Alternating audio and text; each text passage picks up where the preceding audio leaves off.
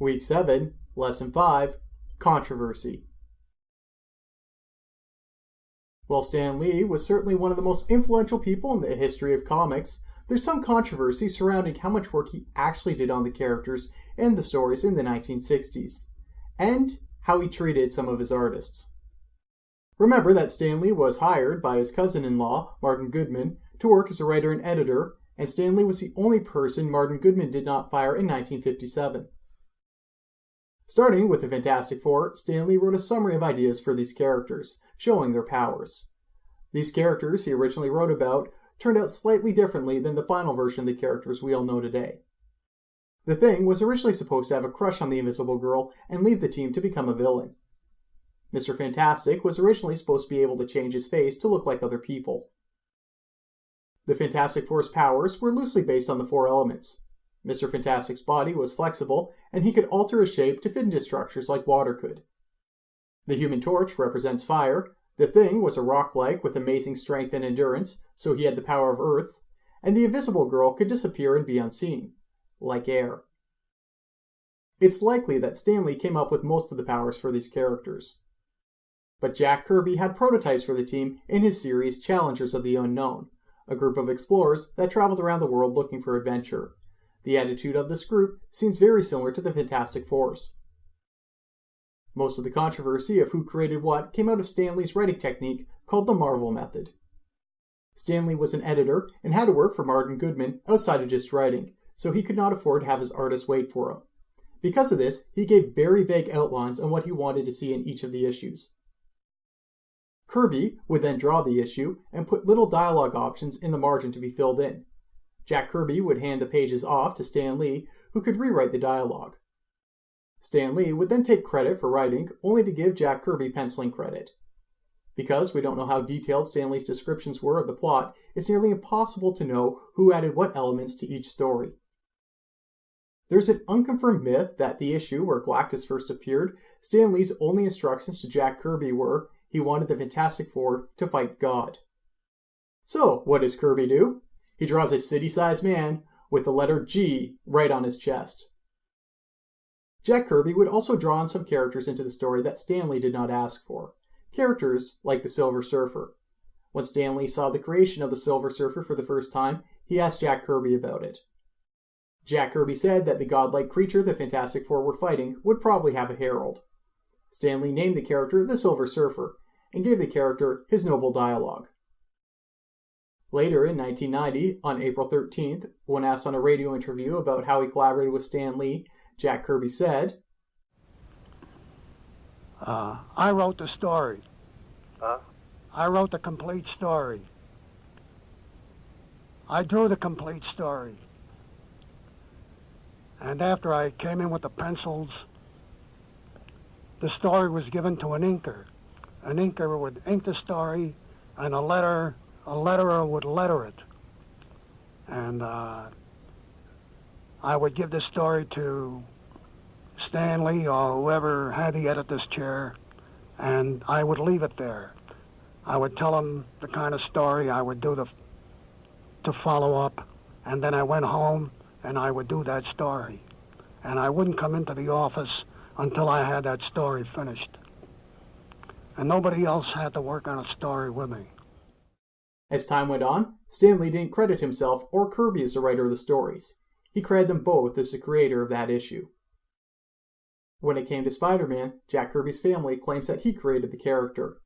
This was because of Jack Kirby's work with Joe Simon on their concept of the Silver Spider in the 1950s. The Silver Spider was about a teenager with spider powers. When Stan Lee was looking for new ideas, he collaborated with Jack Kirby, and Jack Kirby drew a 6-page story of Spider-Man. However, Stan Lee thought that the character looked too heroic and wanted more of an everyman figure. Stan Lee then took the work to Steve Ditko. Ditko drew Peter Parker as an awkward loner who did not look like he was heroic. After the first few issues, Stan Lee would use the Marvel Method with Steve Ditko, only giving him 1 or 2 sentences on what he wanted to happen in the book. When the Adam West Batman television show aired, people started to focus on comics again, and Esquire magazine did an article about the new Marvel heroes and wrote that Stan Lee was the creator of them, not crediting any of the artists as anything more than helpers. The Herald Tribune did the same thing. Stan Lee and Marvel never bothered to release a statement correcting those articles. Stan Lee was a better speaker and showman than most of Marvel's artists, so he got a lot more screen time to promote his side of the story.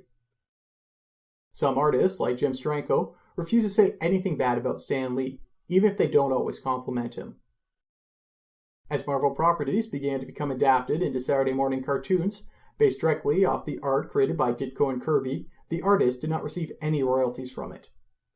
This was Martin Goodman's doing, and he kept putting off the artists' complaints. Steve Ditko and Jack Kirby were originally hoping that Stan Lee would act as an intermediary for them, but it quickly became clear that Stan Lee was not going to help them.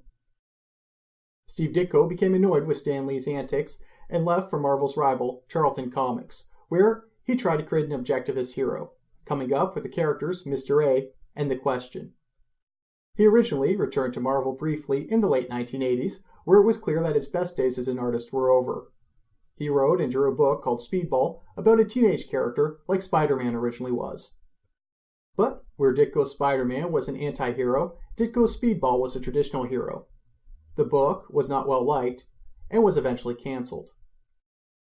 Ditko works for fanzines now, and in 1999 did a short comic about why he believed that he should be considered the co-creator of Spider-Man. In 1999, Stan Lee responded to this and wrote a letter saying that he always considered Steve Ditko to be the co-creator of Spider-Man. Ditko refused to accept the letter because of the word considered. Either Stan Lee would have to say that he was the co-creator of Spider-Man or that he wasn't. The two never communicated again.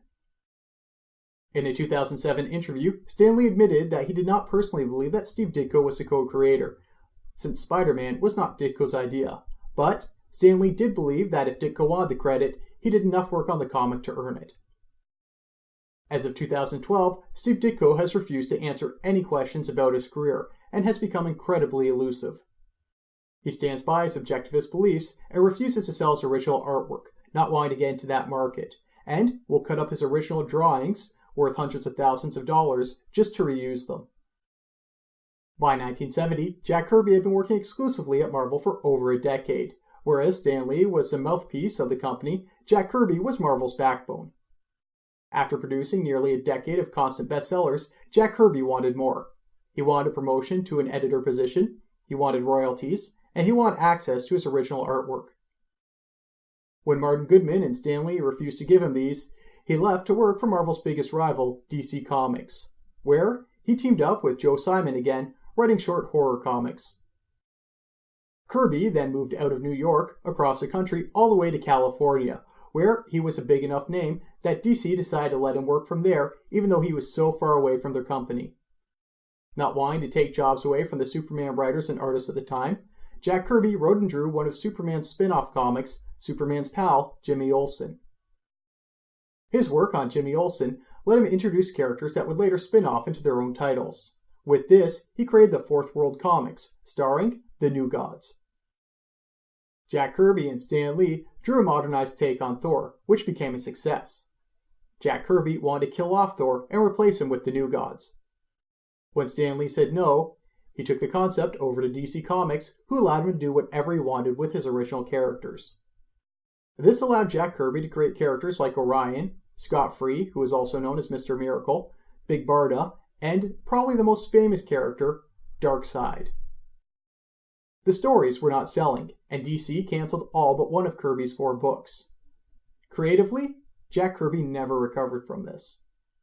He did some books that were not as inspired for DC, like The Demon, which was based off a disguise that an old newspaper comic character, Prince Valiant, had once used.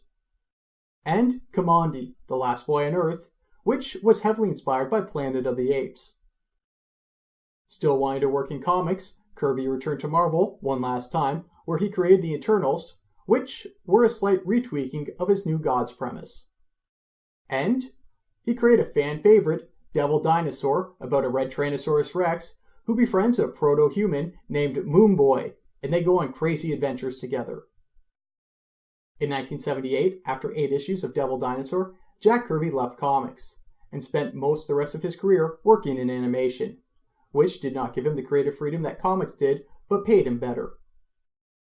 In 1984 and 1985, Jack Kirby returned to DC Comics briefly to resurrect his Fourth World characters, in 2 comic book series, both called Superpowers, and a graphic novel called The Hunger Dogs. But they were simple stories with simple artwork, and it was very clear that Kirby was past his prime. In 1978, Jack Kirby did eventually receive some of his original artwork back from Marvel, but most of it was either missing or destroyed. Jack Kirby made rounds at early comic book conventions until his death in 1994 at the age of 76. Looking back at his career, Jack Kirby is easily one of the most influential artists and possibly the most influential artist in the American comic book industry. Companies rose and fell because of his work. He played a huge part in experimenting with comic book layouts, creating comics starring kids, creating propaganda comics, creating romance comics, popularizing more human characters, bringing a modern mythology into comics, and making comics seem more cinematic with their melodramatic poses.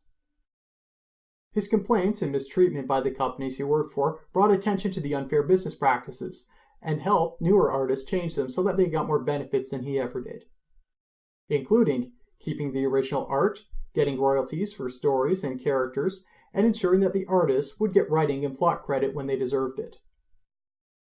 After his death, Kirby's surviving family felt like Kirby didn't get what he was entitled to, and took Marvel to court. The judges went back and forth on what the family was entitled to, until their case reached the Supreme Court of America in 2014. At that point, it was revealed that Marvel had lost Jack Kirby's original contracts, and the only primary source saying that Kirby signed them was Stan Lee, who was in his 90s by this point, so his memory wasn't reliable by this time. Unions realized that without a contract, Jack Kirby was not technically an employee in a legal sense, so Marvel saying he was work for hire wouldn't cut it, and if a judge ruled that way, it would start a dangerous precedence on what is considered an employee in America. The case was settled out of court, and the conditions of the settlements for both parties are unknown. This leaves us with Stan Lee, who has survived almost all the influential writers and artists from the Golden Age, and is one of the few still talking to the media about his side of the story in these controversies. Steve Ditko refuses to talk to anyone, and Jack Kirby is dead. Stan Lee's memory is going, and he is a showman, so he'll tell people what they want to hear, especially if it's what makes him look good. Because of this, what really happened in the Marvel offices during the 1960s may never fully be known. Questions to contemplate. Outside of taking credit for the writing, how much of the blame for how the artists were treated belonged to Stan Lee, and how much of this blame belongs to his cousin-in-law, Martin Goodman? Who has more of a claim on the character's creation?